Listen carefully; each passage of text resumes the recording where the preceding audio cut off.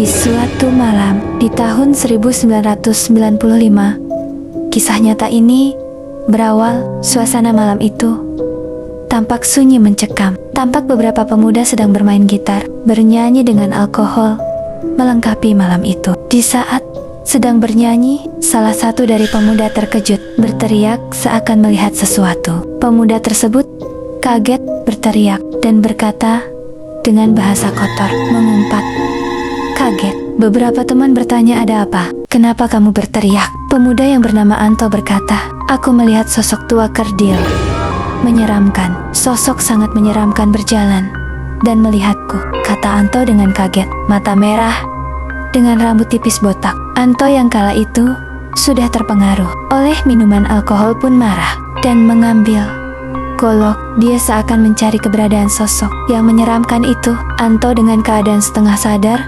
mencari dengan amarah meluap. "Di mana kau, bangsat?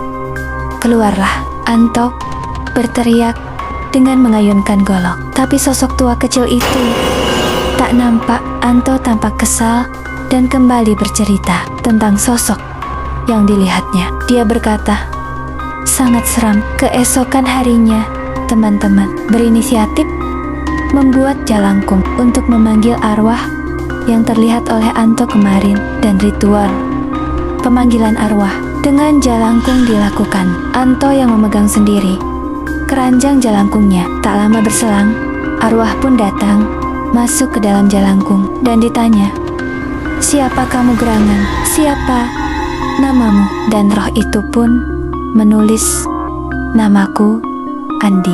Aku adalah roh penasaran yang meninggal karena terbawa arus sungai." Suasana malam itu sangat mencekam. Setelah mengetahui bahwa arwah gentayangan itu bernama Andi, Anto dan teman-teman pun pergi dengan kejadian malam itu. Sosok arwah Andi seakan masih ada di sekitar kampung untuk meneror, dan kejadian itu seakan tak pernah hilang. Hingga saat ini keberadaan arwah Andi masih terasa ada dan nyata, dan kisah arwah Andi pun berakhir. Jika penasaran, Andi mungkin bisa datang di mimpi kalian.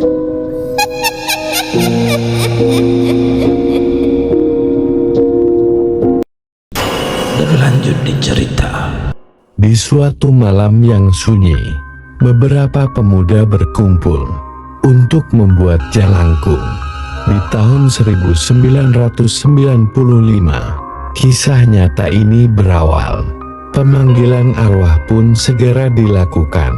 Tak lama berselang, jalangkung pun bergerak perlahan, dan roh pun tiba-tiba datang masuk ke dalam jalangkung.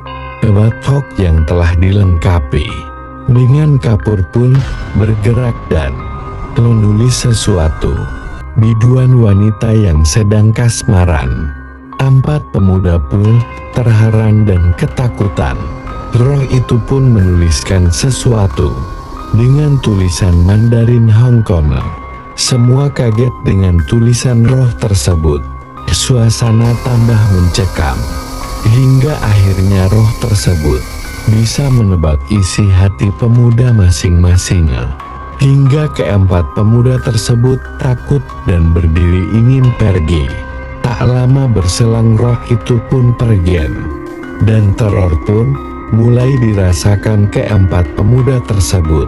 Tak ada yang didatangi lewat mimpi oleh roh tersebut, hingga suasana mencekam dirasakan. Pernah di suatu malam pemanggilan roh dilakukan tiap hari, sampai suasana kampung menjadi seram mencekam sunyi sepi, dan pemanggilan jalangkung dilakukan berkali-kali. Yang masuk roh pun bergantian. Begitulah kisah 4 pemuda kampung yang setiap malam selalu memanggil roh dengan jalangkung. Kisah ini terjadi dan nyata dilakukan setiap malam.